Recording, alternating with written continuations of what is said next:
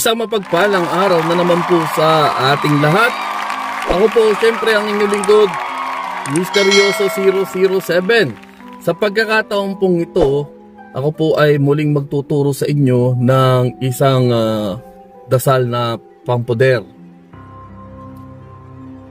Kung matatandaan ninyo po, ako po ay nag-upload ng isang orasyon na pampoder upang ito po ay magamit ninyo sa araw-araw at magkaroon kayo ng proteksyon para sa inyong sarili. Ano po? At ngayon pong araw na to ay muli po ako magtuturo sa inyo ng isang poder, isang napakalakas na poder na ito rin naman po ay magagamit ninyo, no? Ito po ay gagawin ninyo araw-araw din, ano? Araw-araw. Ang poder ng aking ituturo po ngayon ay ito yung tinatawag na poder ng samahan. Ito po ay napakalakas, ano? Ito po ay mabalasik na poder at kapag ito inyong ginamit ay hindi kayo basta-basta mapapasok o tatamaan ng mga ataking mga pang-spiritual. Ano? Magiging malakas kayo. Magiging malakas ang inyong spiritual sa depensa. Magkakaroon kayo ng depensa na hindi kayang tawaran. Ano? Hindi iiyak sa inyo yung mga taong nagkakarga o mahilig magkarga. Lalo na itong mga mangkukulam, mambabarang, maninigal po. Ano? At maging yung mga elemento na mga nilalang na hindi nakikita ng mga normal na tao. Hindi kayo basta-basta tatablan. Ang lahat ng kanilang gagawin sa iyo ay para lamang mababaliw ka lang. So, gawin nyo to. Gawin nyo to. Isabay ninyo ito sa aking mga tinuro ng mga nakaraang mga araw, nakaraang mga video na aking in-upload. At siguradong makakatulong ito sa inyo ng napakalaki. Ano po? So, sana lahat ng aking mga itinuro ay inyo na pong nagagawa, na susundan ninyo po yung aking mga itinuro upang kayo ay magkalooban ng lakas at kapangyarihan na nagmumula sa Diyos para sa mga hinaharap na panggagamot na gagawin ninyo o mga labanan o kumbatihan laban sa kampo ng mga kadiliman. Tandaan nyo guys, ipinapakiusap ko sa inyo na gawin ninyo to upang hindi kayo matalo sa anumang labanan. Gawin ninyo ito para sa ikaliligtas ninyo, nung gagamutin ninyo at ng inyong mga mahal sa buhay. Sapagkat wag na wag ka magpapatalo. Wag na wag ka magpapatalo kasi oras na matalo ka, maaaring balikan ang iyong mga mahal sa buhay at maging delikado din yung inyong ginagamot at lalong lalo ka na. Okay? Marami na po ang nabuwis ng buhay ng mga manggagamot kasi natatalo sila sa kumbate. Natatalo sila sa labanan. So bakit sila natatalo? Konting idea lang, konting karunungan lang, Bakit sila natatalo at bakit may mga namamatay na mga manggagamot? Kasi ang kanilang karunungan nakukuha o kanilang natututunan ay ginagamit nila sa kaliwa. Gumagamit sila ng hindi dapat na paggamitan ng mga orasyong kanilang natututunan. Tandaan nyo guys, kailanman ay hindi nanalo ang kadiliman sa liwanag. So bakit sila natatalo? Bakit sila natatalo ng mga kadiliman? Kasi nga, tandaan ninyo guys, na kapag ang inyong karunungan natutunan ay ginamit ninyo sa kasamaan, may tendency kayong matalo ng inyong kalaban. Subalit, kapag hindi nyo ito ginamit sa kasamaan o hindi nyo ginagamit sa mga kaliwa, hindi kayo matatalo. Never kayo matatalo kahit ano pang antas ng karunungan kahit ano pang lakas ng inyong kalaban ay hindi po kayo kayang talunin nito. Okay? So dapat ay inyo itong maintindihan. At gusto ko yung mga mag-aaral, yung mga susunod sa akin ay hindi kailanman matatalo. Yun ang gusto ko po, yun ang gusto ko. At nawa ay inyo itong magawa. So good luck sa inyong lahat. Guys? Good luck sa inyong lahat. Huwag muna kayong magtatawas ha. Huwag muna kayong magtatawas. Sundan nyo lang po yung aking tinuturo. Ito po yung sa mga baguhan ha. Huwag po muna kayong magtatawas. Huwag muna kayong maggagamot. Sundan nyo po muna yung aking mga itinuturo. At darating tayo dyan kung paano kayo magtatawas. At paano kayo maggagamot. At paano kayo makikipagkumbate. Basta sundan nyo lamang po yung aking itinuturo step by step. Hanggang dito at sa mga susunod pa mga video. Sundan nyo lang po yan. So, balik na tayo dito sa ating pagpapader, Ang poder na aking ituturo po ay ito ang poder ng tinatawag na samahan. Okay? Ito ang poder ng samahan.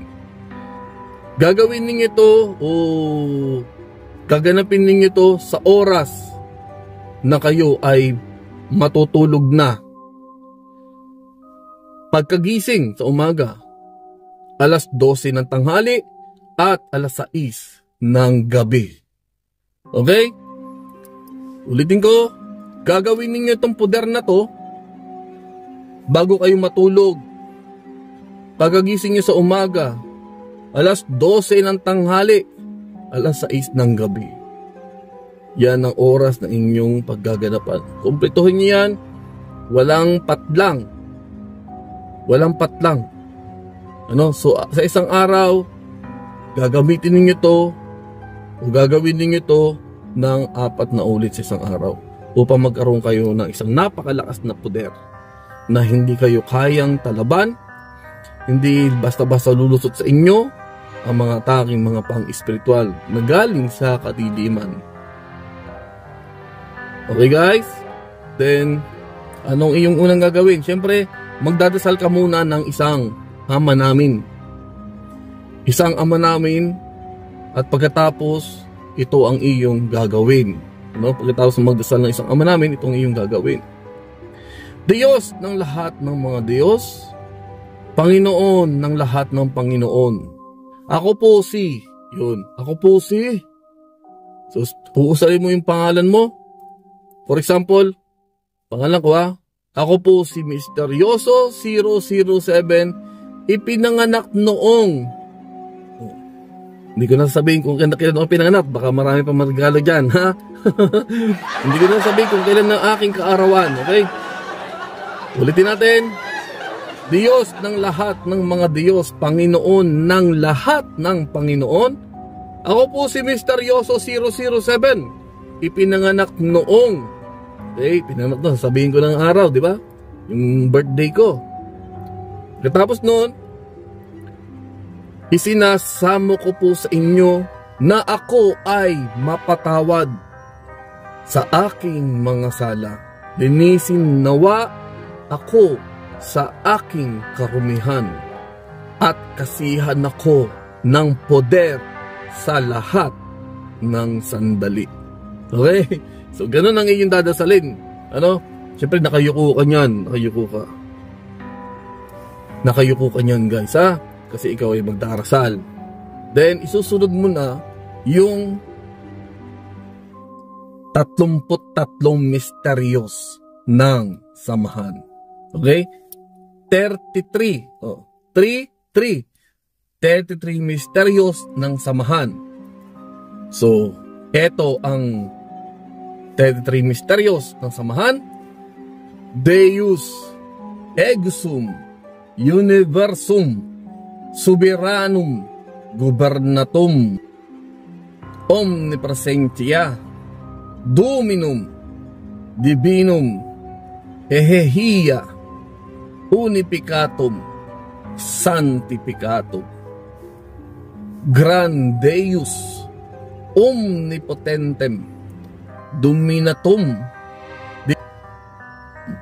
El ulam, onitomam, salvatorum, gratiarum, omnisciente, Deum, de Deus, Emmanuel, ultimatum, saucum, gusum omnium, Deo rexum, Messiasum, Shadayelum, El Adonum, Shalom Elum, Deus So, yan po yung 33 mysterious na isusunod ninyo sa dasal, sinabi nyo kanina, and then iihip ninyo sa inyong dalawang palad.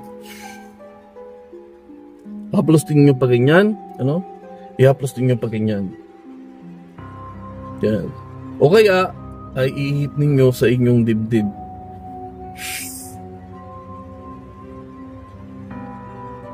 Ganun ang gagawin ninyo. Tandaan guys, gawin nyo to ng bago kayo matulog. Pagkagising sa umaga, alas 12 ng tanghali at alas 6 ng gabi. Araw-araw ninyong gagawin. Sa araw-araw ninyong gagawin na ganyan. 4 na ulit. Okay guys? So huwag niyong kakalimutan guys. Pakiusap, gawin ninyo yan para magkaroon kayo ng isang napakalakas na poder para sa inyong sarili. Magkaroon kayo ng isang malakas na proteksyon na kailanman ay hindi kayo kayang lusutan ng mga itib na kapangyarihang paparating sa inyo na ibinibigay po ng mga kalaban. So, gawin nyo po to, gawin nyo po siya. Please, gawin nyo para magkaroon kayo ng ganitong proteksyon sa inyong sarili. Okay guys? So, muli po ay natatapos tayo sa pag-aaral ng isang poder. Nawa sa susunod ng ating mga videos ay makapag-upload po muli tayo na makatutulong sa inyong pagpupuder. At magkita-kita po muli tayo sa susunod na videos. Maraming po salamat sa inyo at kayo ay sumusubaybay at patuloy kayo sumusubaybay sa channel na to. Yun, ako po si Misteryoso 007 na laging nagsasabi sa inyo, God bless you all. Bye!